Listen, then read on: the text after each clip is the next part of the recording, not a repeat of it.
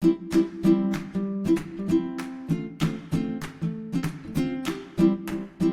friends, and welcome back to Leaving the Early Years for the Future. I'm your host, Amie Fabry, and today I am so excited to be speaking with an amazing pedagogical leader. Emma Rattenbury is an early childhood teacher.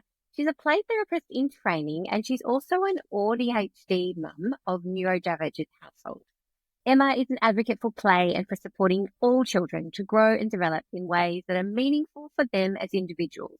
And she strives to create inclusive and neurodiverse-affirming spaces for children, families, and educators. I'm going to also just add that she's also an amazing TikTok sensation with over 35,000 followers. So I feel like I'm talking to a celebrity today. Emma, thank you so much for joining me. No worries. Thank you so much for having me. Such a pleasure. We've connected on social media, and it's such a great opportunity to actually have a conversation with you. I'm really excited. Besides from being really funny, and if you follow Emma on TikTok or even Instagram, you'll know what I'm talking about. You've got a wonderful sense of humor. I love your videos. Besides that sense of humor, do you have any hidden talents or even something that perhaps brings you joy or lights you up outside of the professional work that you do?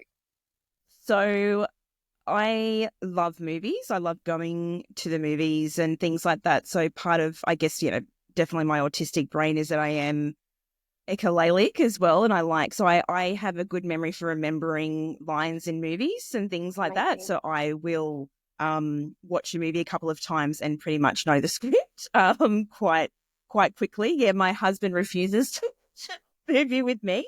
I also like watching the same things over and over again for familiarity. But there are some movies, Jim Carrey back in the day and things like that, where I could just sit and go through all of the different characters, all of the different scripts. And so that will come out in conversation. Someone will say in a normal conversation a line and a movie will come straight through and I'll just go straight into or a song, a lyric as well. I love music. So that's probably, one of my, whether it's worthwhile or if it's, got me anywhere, maybe not, but it's something, I definitely like to do too. And it's a pattern thing. I love forming patterns and things like that. So a little bit of a hidden talent.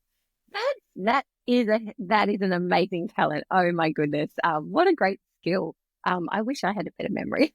I have to say. I find so many people I know are really good at doing that. Maybe not the whole script, but they'll throw in a line from a movie and I'm scratching my head going, I feel like I've heard this before, but I can't place it. Like I'm terrible. I'm the complete opposite. Like I'll love a movie and nothing sticks. So it's definitely sticks in there and then comes out at the most inopportune times sometimes too. Oh, that's so cool. Emma, you work in a couple of different roles, but I'd really love to dive into the work that you do now and what kind of led you to the work that you're doing. So, I finally can tick over to say it's 20 years this year that I became a trainee in early childhood education. I did hotel management for a year and that was just awful for me. Did not like it whatsoever. And I actually was one of those educators who said, I like children, I'll give it a go. Sometimes we hear people say that and, it's like, oh, it can be met with a bit of negativity, but I was literally one of those people. I saw a traineeship at a service on Bondi Beach, actually, of all places. So I thought, I'll give that a go. So did my traineeship and then stayed on and completed my diploma part-time evening at Randwick TAFE. And then moved down to Wollongong to complete my honours degree in early childhood education. Did teaching and then went to the community services sector to support early childhood education there for a little bit. And then, now I've come back and am in a role where I'm supporting curriculum and documentation and inclusion practices across 4 services. And I think what brought me to this role was obviously my passion and love for the sector and really believing in children's rights to high quality early childhood education.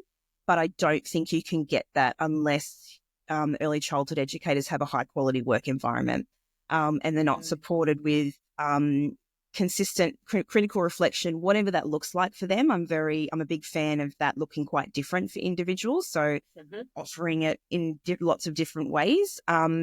So, that really led me into this role, into supporting educators to have more faith in themselves, because I think that can be a bit of an issue sometimes, particularly when it comes to documentation. a lot of that dislike of that comes from, maybe a lack of confidence in themselves or not Yeah. thinking that they can do it. So yeah, I guess it's those two passions have really come together in terms of loving working with children, but also supporting educators to see themselves in order to do that really, really well. And then, the play therapy is coming alongside that as well, with my master's, which I'll complete at the end of this year. So what that looks like in the future, I'm not too sure, but definitely learning like so many more skills on how we can support children through play, but also how we can support educators to connect with themselves and children through play as well. Amazing. Wow. There's so much to dive into there. Lots of different kind of hats and, I can hear your passion and that I guess I don't want to put words in your mouth, but it really comes through that you're driven by a really clear purpose to do this work. I'd love to know, how did you kind of make the step from educator into the pedagogical leader role that you're in?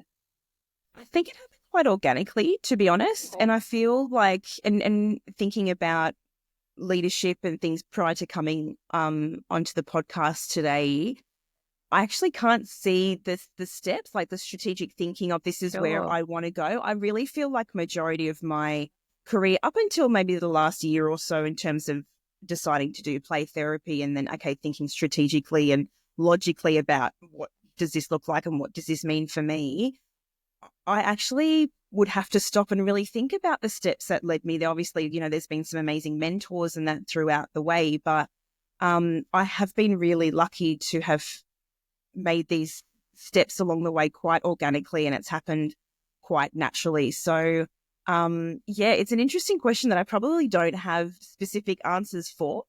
But yeah, I think, looking back, I did do my honours degree, like my thesis was on supporting pre-service teachers and what that looks like for them. And maybe some of the responses that came from that would have led to that, we really need to be supporting teachers to do their role well. So I've always loved early childhood education. I've always loved working with children. But I guess my area of real interest has always been, okay, but how do we support the people to do that really, really well? Yeah, amazing. That resonates so strongly with me because I think that's sort of what's called me into doing the work that I do as well. If you don't mind me just diving in a little bit more, if I can tease out, you've obviously seen a need and gone, I actually see that there's a real purpose here to support those educators. Were they educators working alongside you in a service? Is that kind of where you started and you were supporting your colleagues? Was there a role that, you applied for or went, I'm going to do that because I can see it's a purpose? Like, what kind of, what may be some of those steps? Or was it something you were asked to come and do and you went, hey, I'll do it, Yeah, so I guess maybe when I finished my teaching degree and then I came into a room leading role and I was 2IC, again, I probably thought that was the job that was offered, so I went into it, but I still didn't have a clear understanding in my mind of what leadership was or what the role was in some aspects. So, and I think that it's one of those things that, yep, you're taught in university, but until you actually see it in practice and you start to develop those relationships and you start to experience conflict and those sorts of things, you can't really understand what it is, but also what that means for you. If it is actually something you really want to do and if you feel like it's something that you feel confident at. So I remember having one particular moment in the preschool room, and I guess my leadership style grew into, I've always felt really strongly about supporting educators to have a passion and run with it and just give it a crack. I'm a big fan of just giving it a crack. Like, unless someone's going to really hurt themselves, what's the worst that can happen? And I think sometimes if people feel so stressed out by regulations and ticking boxes, having a crack and having a go can feel really overwhelming because it's like, but what if someone comes right in there at that moment and it's not fulfilling that box or something like that and we get in trouble or something? Whereas, the chances of that happening, if there's critical reflection, you can, at the end of the day, it's not that big a deal. If you're not, got a flying fox going through a room or something like that without a risk assessment, then I don't think we really need to worry about that. So there was one particular educator who'd come from a service and she was like, I really want to give this a go. I'm like, sure. What do you need from me? Like, do you need anything? She's like, I've got it. I said, okay, cool, give it a go. And she just kind of looked at me and I was like, what's wrong? And she's like, I've just never had anyone say that I could just give it a go before. And I went, I'm sorry. Like, that's actually really sad that you haven't, she goes, it's just really odd. And I remember thinking about that moment really clearly. Obviously, I can still remember it quite vividly. So it's obviously meant something to me, but I felt like it was good. I'm like, maybe that's something I am good at, which is like, really, if anyone, and I think there's a lot of people in early learning have massive imposter syndrome. It was kind of like, oh no, I'm good at something. Yuck. But also it was kind of like, it sent a message to say, wow, like that's important. That's an important thing in leadership, to actually have faith in people to do it themselves, like absolutely support them with time and resources and things like that. But so I think it was that moment where I was like, and then because I saw the benefit for that educator, I was like, I really want to keep doing this more, because it's like, look how happy they are and look at the outcomes. They were amazing outcomes for the children as well. For, the area that she was setting up, they loved it. And it had so many amazing outcomes for children. So, and there's been moments where we've said, yep, give it a go. And it just didn't work. And I was like, well, didn't work. Like, that's okay. No one got hurt. We've learned something. Let's keep going on, So really supporting, educators to feel confident in having a go, but also not being fearful of failure, which I know I need to take a leaf out of my own book when I say something like that. I think we all do sometimes. It's easy to say, if you fail, don't worry about it. But if you fail, like if I fail, like I'm going to sleep for a week. But so true. Yeah, it's just like, do it, sure. So I think it was those kind of moments that, I built, like, increased that motivation in me to really want to support people. And I guess probably because I see myself in them. I see, I definitely have grown, and since my diagnosis, and I've learnt more about myself, and unpacked all of that joyful childhood things.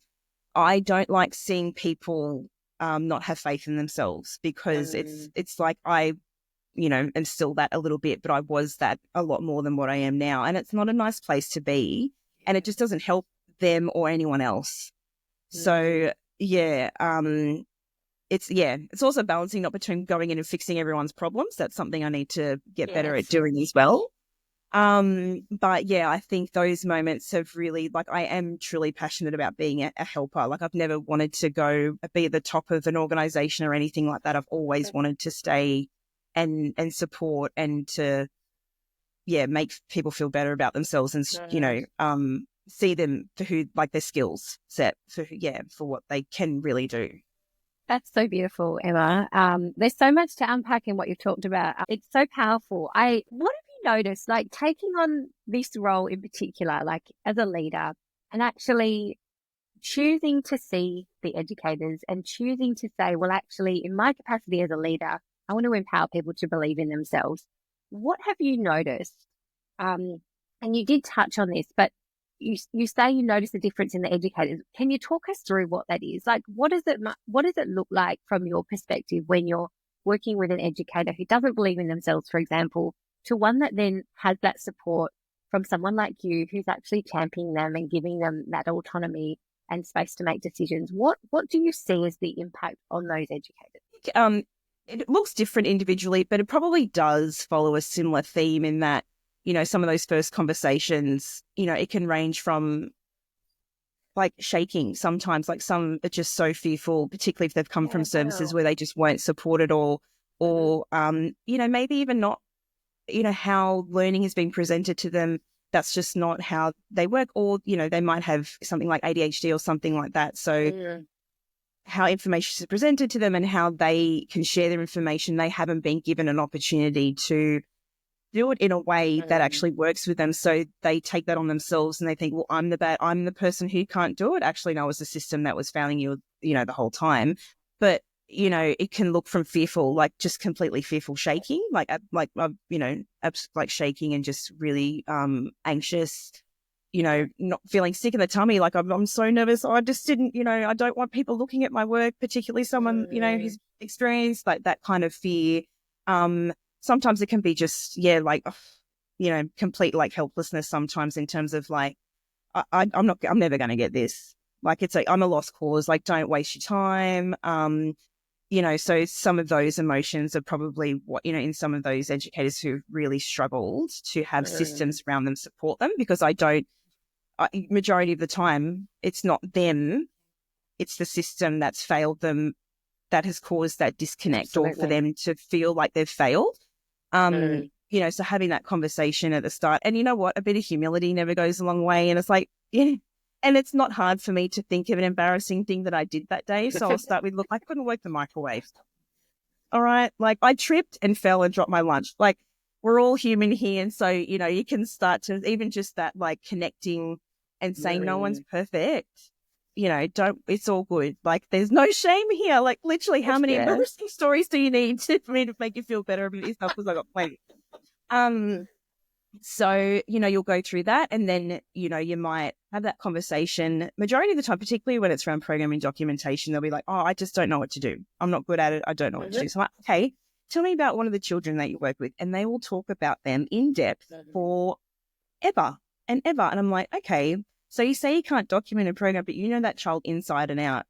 And they're like, okay. I'm like, so that's what it is.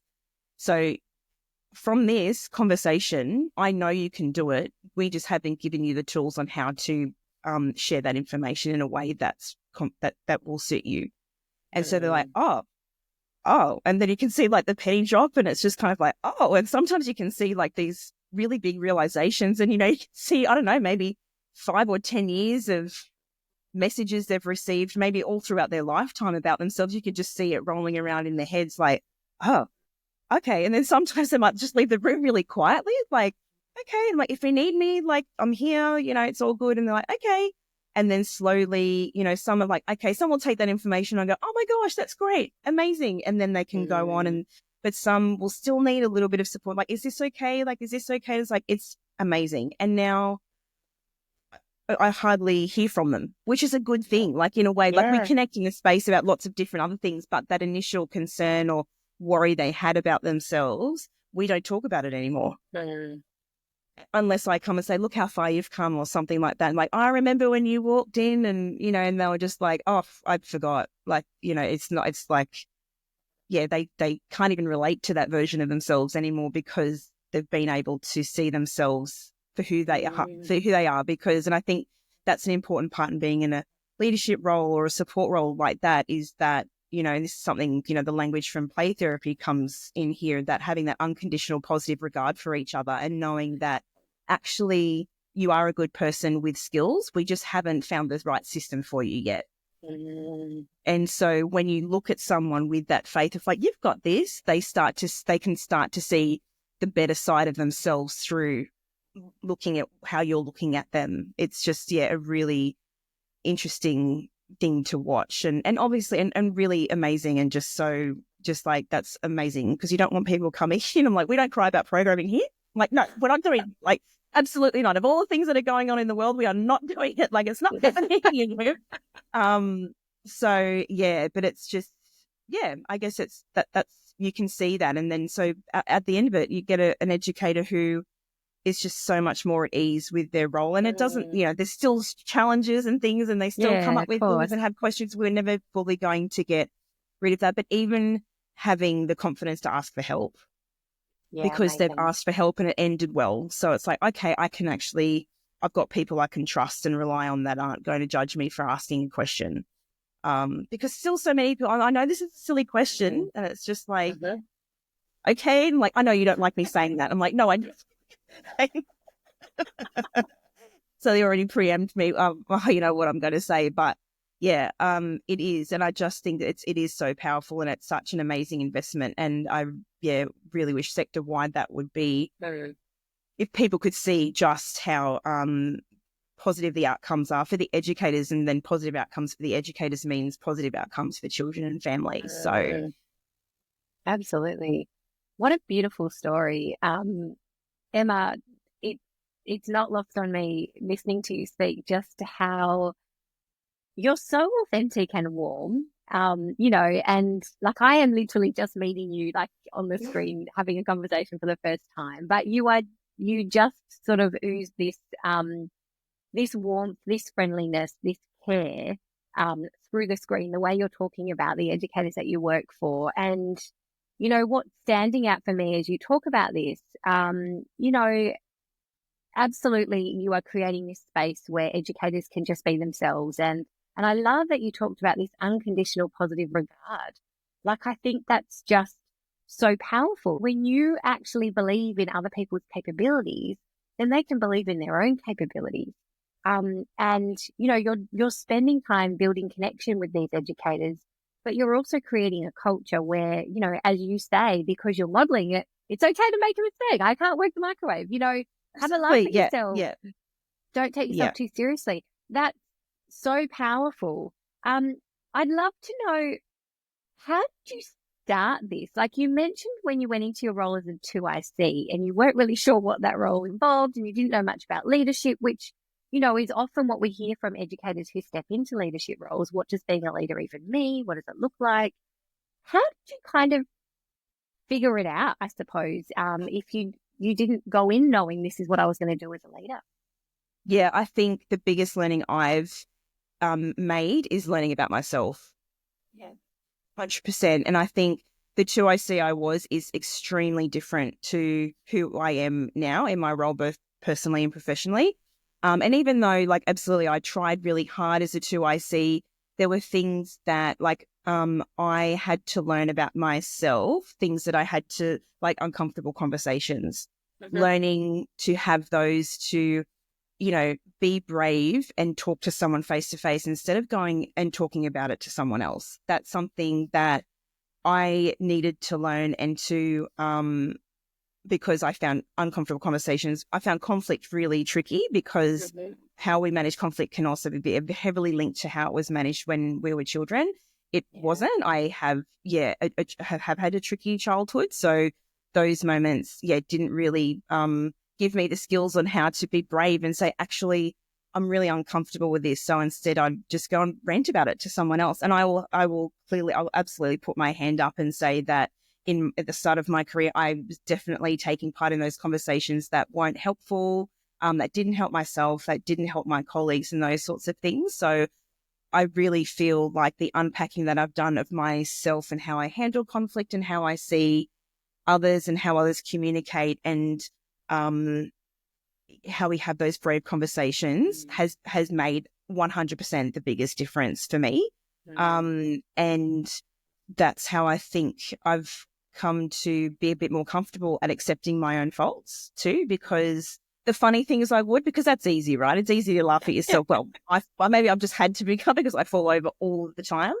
But to have a conversation with, say someone now, like, who's maybe starting into a room leader or something like that, who may, say, look, I'm finding it really hard to navigate this relationship with my friendship with an educator, but also being their room leader and supporting them to say, hey, mate, I don't think that was a good decision. Or, hey, can we talk about what happened with that child? Can you unpack that for me? Like, I don't know how to do that. And it's like, I know that's really uncomfortable and awkward. And yeah, look, it might blow up. Like, it might not end well. It might, if the other person isn't ready to hear that information, or maybe sometimes we deliver it not well, but I can tell you that pathway is always going to lead to much more positive, open relationships than going down the other way and just either internalizing it or going to another room leader and saying, that person, oh my God, like, because I get it. And sometimes we're human, it slips out totally. But I think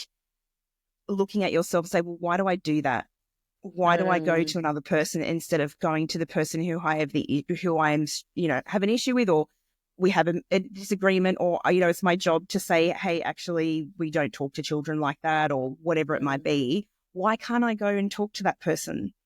And sometimes they might say, because they don't like taking on feedback. A lot of people don't, and I would say that, but they're not going to listen to me. So I'll just go and talk about it to someone else. That was the excuse I had all the time. And actually, that wasn't the real reason. The real reason was because I was really uncomfortable with it. and I didn't know how to do it. And I was worried that if I did that, people wouldn't like me and things like that. And so I think coming to that realization as well throughout my life to know that even though it's hard sometimes to think that someone doesn't like you. That's just life. It's going to happen. People aren't going to see the world the way you see it. And that's okay. So I think, coming from that too, I see to where I am now, and I guess where some of my strengths might be. I do that because obviously I don't like talking about myself in a positive way sometimes. It has been that work. And I know sometimes people think, oh, therapy is blah, blah, blah. But like, I'm just saying, I'm being honest, like I am authentic. As I get older, I have less time for being anything but authentic. It's just what's helped for me. And I think regardless of your childhood, sometimes, generational, I don't think conflict was handled very well. I still don't think it's handled very well, but it's not to say that you had a, disastrous childhood if conflict wasn't handled well or anything like that. But we get messages a lot. And, living in Australia, which is a very punitive country, we get a lot of messages about consequences and blah, blah, blah. So having difficult conversations can be difficult for a lot of people because of, actually sitting in that discomfort of going, this is going to upset someone potentially, but we're not going to get to the other side. And I think one of the benefits of that is when you do it a few times and you can see relationships endure and go beyond those moments, you're like, look how much stronger we are for it. I don't know if I answered that question at the end. You did. No, you did. It's amazing, and I'm really quite in awe of you. I think because you are just being so honest about this. It's something we don't talk about enough. I don't think is, the fact that being a leader is hard, but a big part of being a leader is being able to have those difficult conversations because you are there to lead and to guide the educators, and they will do things that perhaps don't align with your philosophy or, values. And so we have to be able to have those conversations. And because they are often about what we know, our skills or our values, people get defensive and feel like they're under attack, and, we've just been talking about building their capability. So, it's not, it's really clear why we avoid those difficult conversations, right? We just want to focus on the positive, be everyone's friend, and, our egos are at play. I love, and I'm so grateful to you for just talking through your experience in that space and actually recognizing that you needed to lean into the uncomfortable and learn from those uncomfortable conversations, and I'm sure some of them went well and some of them didn't. I know I have the same experience myself. It's tricky, but, we do want to shy away from the hard stuff. We want to sit where we're comfortable. We want to just either bury our head in the sand, say nothing and hope it goes away, or we want to go and tell someone else because, or for some people it's safe as well. Like for some people it's the safe option. So that's what even their nervous system might be telling them because, maybe as a child and this was my experience, my child was, well, you can't go and tell someone something like that because that's not what children do. My child, I was still getting the messages as a child. So I hadn't unpacked all, the childhood stuff. So sometimes how we see conflict, we still see it through a child. I still saw it through a child's eyes in terms of well, you can't talk to someone about that because that's not your job even. It's just no, that's dangerous. When you bring up something like conflict or something like a disagreement that may have had really bad consequences for people too. So it can be a really complex thing to unpack with the team in terms of why we don't like conflict and why we shy away from it because, why the reason why can be really, really different for, and layered, multi-layered in terms of why it's difficult for everyone in the space. Is that something you talk about with your team then, having difficult conversations? No, that's probably, I do talk about it on my social media a little bit, particularly around maybe with families, having conversations with families. I do talk about that a lot in terms of how we can support them to maybe seek further assessment or referral for children and things like that. And so maybe some of that discomfort it comes off on that in some of those conversations as well. But Yeah, like I think a lot of the time, particularly my inbox is full on most of my social media from educators saying this is happening, I don't know what to do. And so I will have conversations to say, can you have a conversation about it? Unfortunately, without knowing how that particular organization runs, sometimes, it might not go well as well. So, sometimes, unfortunately, not for all organizations by far, but sometimes it might be saying it might be best to look for somewhere else, Yeah. having Yep. said that. But here are some ways that you might want to mention it. So in giving them strategies in terms of how we can approach, maybe use like declarative language or wonderings instead of, so language that might be less threatening for people as well. I think that's always really good because a lot of the time, if there's resistance to change or if there's something that you want to talk about, look, take it personally. It's like, oh, I'm a bad person then. Like a lot of people just go, oh, I'm a bad person or I'm bad at my job. Some people take that, particularly again, if they don't have a high self-esteem of themselves, any kind of feedback can be taken quite personally. They hear, oh, I'm just interested in how you spoke to the child like that. Like, oh, so you say I'm a bad teacher. Like, that some people can have that reaction because that's where their brain has gone. And so, for the other person on the other side of that conversation, that can be really like, no, that's not what I'm saying at all. Never mind. You just kind of like leave it at Totally. that. But yeah, I think, Yeah. having those conversations, like, and I think coming back to that unconditional positive regard, if we always have that for someone and if we always communicate that and we have a conversation to say, if you go into those conversations saying, I know this is a good person. I know they don't want to harm children. I know they want the best like I do. So something's not working. It's not a personal because, and, so when I always recommend this when you're having staff meetings and things about some things, if there's a, big divide amongst the team about, I don't know, the sheets or whatever, Yep. it's going to be on. You can just start that conversation saying, guys, you know what? We're all good people. Does anyone think there's a jerk in the room or like that person wants to harm children or wants to harm each other? And if there is, well, maybe they should be there, but likely there isn't. And then everyone goes, oh no, right. Okay. So can we please just keep that as the baseline so if something's going wrong, it's not because we're not bad people. There's just, maybe we're just seeing things through a different lens that we just need to stop and understand people's perspectives without, I'm going to say this, but I'm not saying you're a bad person or that you want bad things. I'm just, and really fostering that whole idea of we only know what we know too,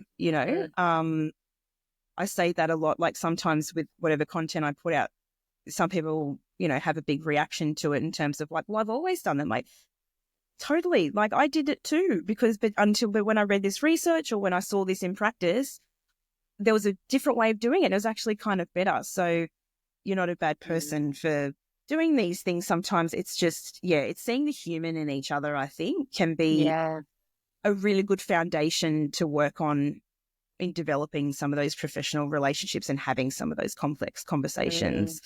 Absolutely. I love that you obviously apply that kind of mantra of the unconditional positive regard in your own relationships with educators, but then you're also bringing that to your team so that they can hopefully then see each other through the same lens, right? And I think, at the end of the day, we're all human, right? We all want to feel valued. We all want to feel capable. And I don't think you do work in early childhood education unless you actually care about children and want to do a good job. So, I think that is just such a beautiful way to frame conversations. And again, to not just think it, but say it explicitly because it changes the tone, right? Absolutely. Totally. When you That's can right. acknowledge that. Yeah. Yeah. And so I know, and particularly, if someone's having a bit of an off week or something like that, and so they might be taking it out on their educators, you go, I know you're a good person and you do so many amazing things. So what I'm seeing now, I feel like this isn't you. Like, how can I help? I think that's, and sometimes, it might be a bit of a closed up and nope, I'm fine. But sometimes it can open the floodgates. Like, actually, like this is the first time someone's asked me if I'm okay, and I think with how busy the world has become and how detached, we can be from each other, I don't think people are asked how they are. And have someone just say, how are you? I'm here to listen. I'm not here to fix your problems as well sometimes too. Yep. Yeah. And I think we can see that, in educators that, that increased stress that educators are experiencing is not just the change in children's behavior or family dynamic changes or the stress. It's also the stress that they could be potentially bringing in from the shift in their own personal lives, because everyone's life just feels like it's, hit accelerate Yep. with, Yep. with very little warning. So, yeah, I think that's really important to just acknowledge it and say, that's awful. No, there's no silver lining. That's really awful, Yeah. Absolutely. Absolutely. I think I totally agree. I think we need to have more empathy for each other. And, Yeah.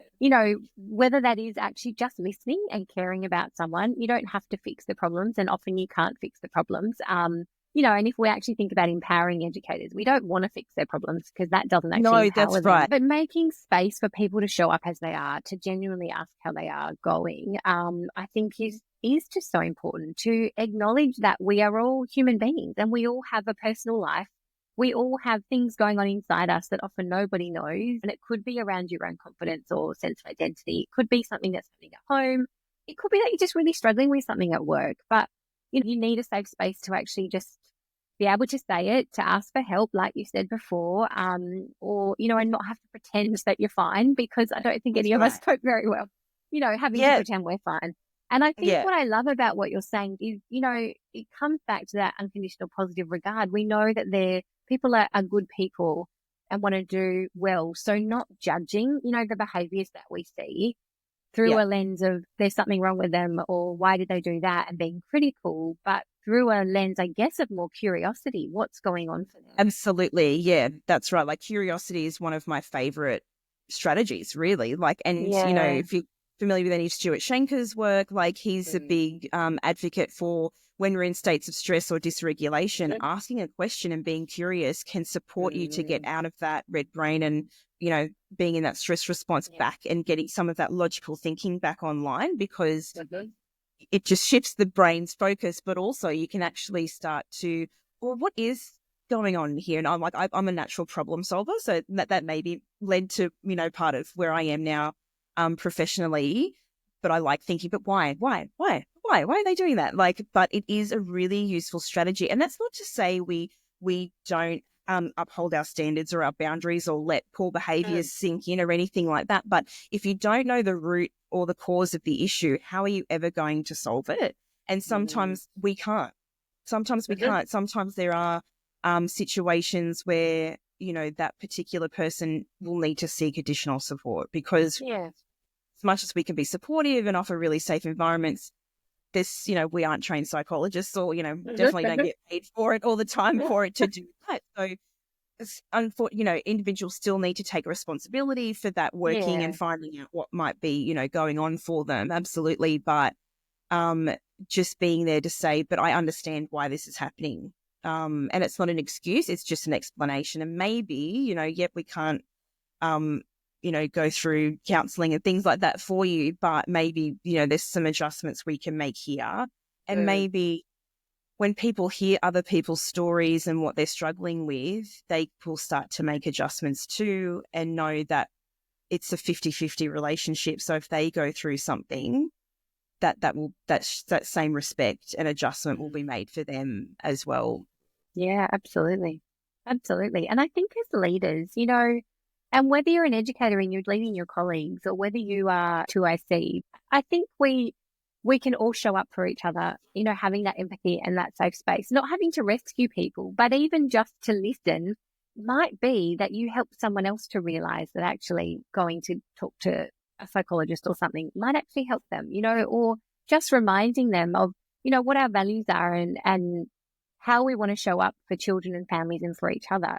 That's still got to be important, even when people are going through a hard time. We don't want to let go of all of our values, No, that's but right. we want to hold on to them, but we want to support people to be able to uphold those. And I think, creating those conversations, opening with curiosity, is such a great way to do that. And it also doesn't put the onus on the leader, right? You don't have to come in with the answers and the solutions. You're just listening. That's right. I know, which is such, again, a big stressor into, I'm a new leader. What do I do? Like, I don't know what to do. I'm like, that's fine. Like, it's always straight on to, what's the program going to look like? And, Yeah. what regulations do I need to follow? My one piece of advice, which I always share across my socials as well, is if you're coming into a new role, relationships.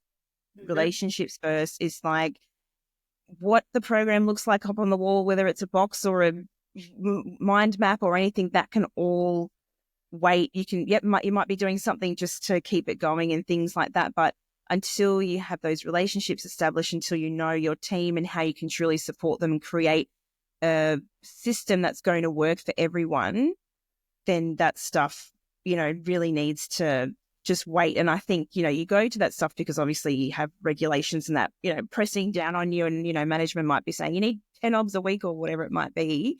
Mhm. But it's those relationships that you have to understand and explore first, because whatever you create is never going to be as good unless you know actually how the team work. And yeah, I always feel like that's the best, like the most important thing. And, if we're looking at the quality areas as well, it's like, 7 is like that management and leadership and things like that. If Mhm. that doesn't work, then the other, 6 standards are really going to struggle as well. Those quality areas Mhm. it's really about understanding each other, and then going, okay, we know where we're at. We know what we might like things to look like or how we might process things, and how can we Mhm. do that together. Yeah. And I think, sometimes, we go towards the boxes because, again, it's easy. It's tangible. Mhm. It's like, Yep. well, this is what we're actually encouraging someone to get to know each other and to Mhm. start developing that unconditional positive regard. Oh, that's a little bit of Yeah. hard work, actually. And again, if you don't know yourself, you're going to find it really hard to Mhm. understand and know other people. So I think, again, that's where, that's definitely one of my strategies as well for everyone, I think, but particularly Yeah. those leadership positions whose role it is to mentor and support Mhm. people. Mhm. You'll do that so much better if you understand yourself and, some Yep. of those areas that, you know, you might struggle with, or that, you're really good at. Yeah, it's so true. And I think, I think across the board, and I think this happens in schools too, in education, relationships, we talk about them and I think we know they're important, but we don't have anything to show for them. Do you know what I mean? So we jump into That's the things right. where That's we can, right. Yeah. where we can tick Yeah. the boxes. But whether it's relationships with children or families or educators and colleagues, when we spend the time, as you said, the other things become much richer because people are connected to the work more deeply when they feel cared for and they feel that they can show up and contribute. And it goes right back to what we were talking about at the beginning, but having those conversations that are really open and being authentic, saying it's okay to try something new or it's okay to make a mistake. Absolutely. What do Yeah. you need help with means that people can lean into, all of the other quality areas if you're in a service, or even aspects of pedagogy or practice or documentation, and ask some of the harder questions and actually be more open and honest about where they're at in their own pedagogical journey, because we've created this safe space and when you've got that culture and that Absolutely. trust. So those relationships, I think sometimes we still take them for granted, right? And we really need to Oh, invest that absolutely. And time. yeah, and I guess maybe you don't see it as much unless you've put the effort in and you can see the fruits of it coming through, Yeah. being more connected with a team, or being able to have those really difficult conversations and think, oh, I Yeah. couldn't have conversations like this at my other service or at my other school, or, Yeah. 5 or 10 years ago, but now I can. And actually look at now, like, the first question about like what was the difference in between the educator from the Yeah. start to the end, so much, so different, because now their relationships, and they've had like more confident in the experiences and the environments that they're creating for children. So before, those might not have occurred because that relationship wasn't fostered to support them to get there. And I think, yeah, it is one of those things that sometimes, in leadership, and that relationships or knowing yourself, sometimes it's like, seen as Yeah. kind of like, whoa, like foo-foo, or Yeah. something like that, or, it's not important. And Mm. but I just completely disagree. Like, I just Yeah. think that, and some of the best leaders that not only that I've worked with, but my husband's worked with, that my friends have worked with, they're just, yes, they're strategic, and they've got all these amazing skills, but at the end of the day, they've all been really decent people. They've been really decent people. Not to say that all leaders in the world are decent people, but that's another That's another conversation for another conversation. time. But certainly in education, that yes, there are some that you go, that's interesting. Nepotism.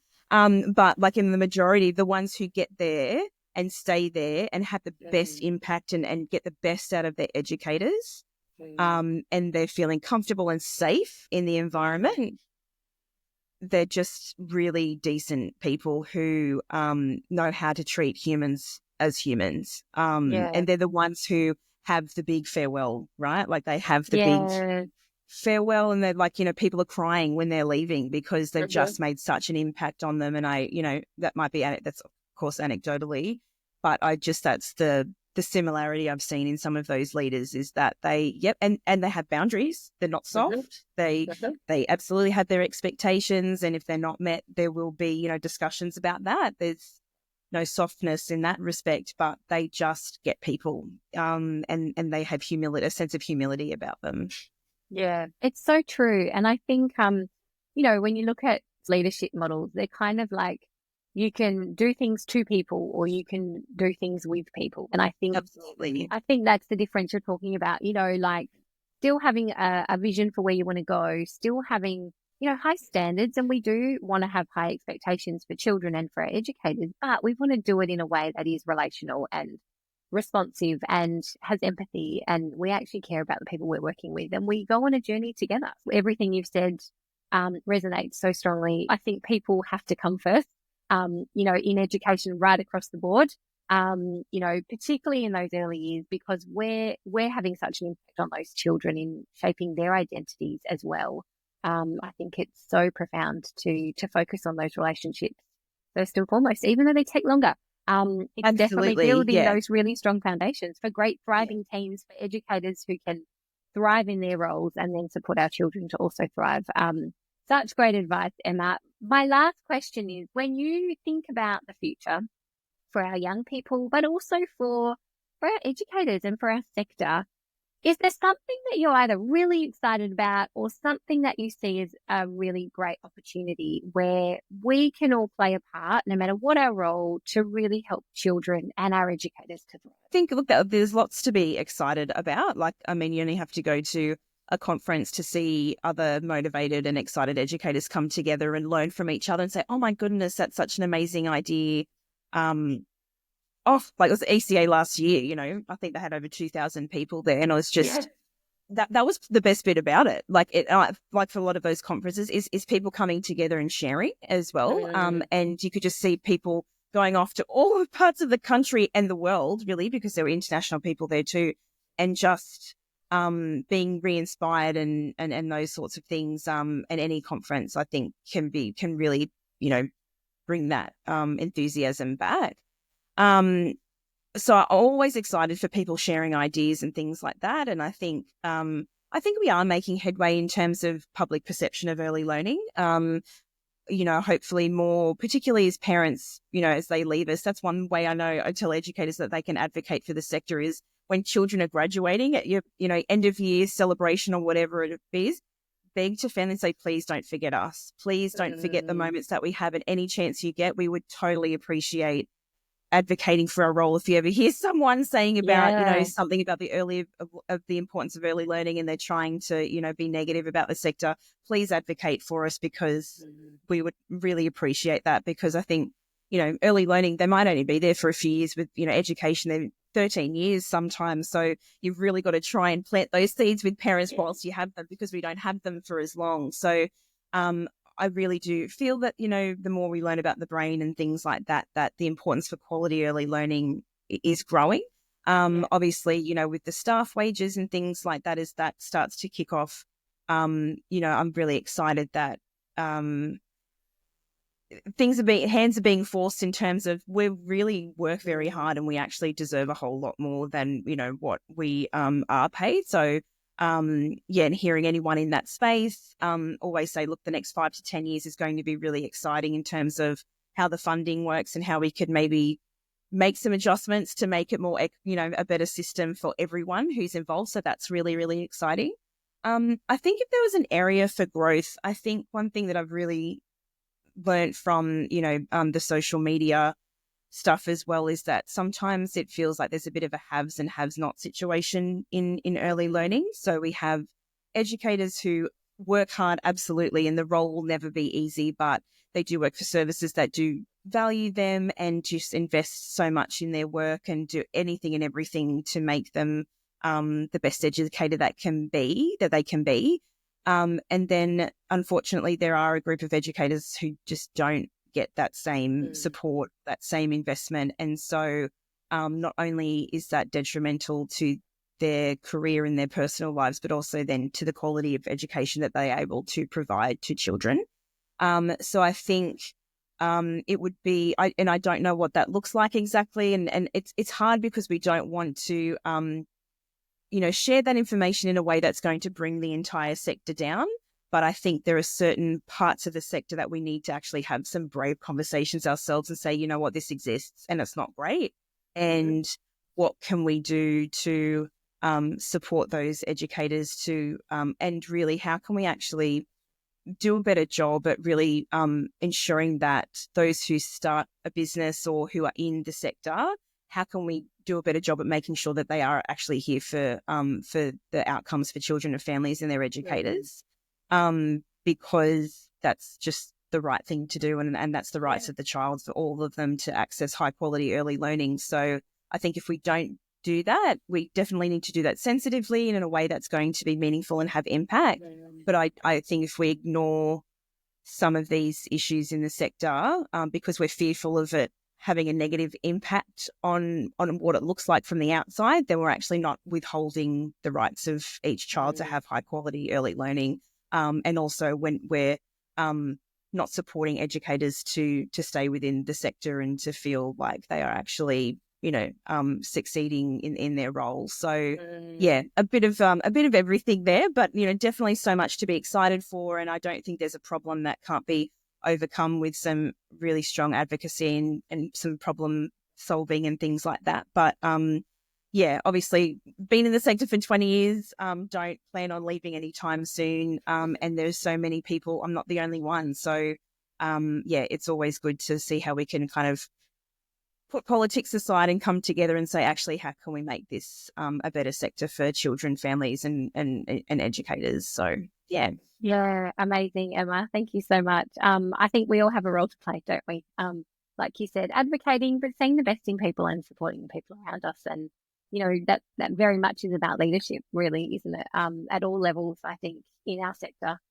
Right from the politicians down, but we won't get into politics. Absolutely, that's right. That's right. We all have a role to play, and I think no matter where your role is, that you can absolutely have an amazing impact. And it's just like the little ripple effect kind of thing. You don't, and that's the hardest part about early learning and being an early childhood educator as well, is that so often the impact that we have, we don't actually get to see it because it might look like, oh, we're just supporting them here, but actually that was the really strong foundation that they were able to build upon. So, we can definitely have an impact no matter where we are within the sector.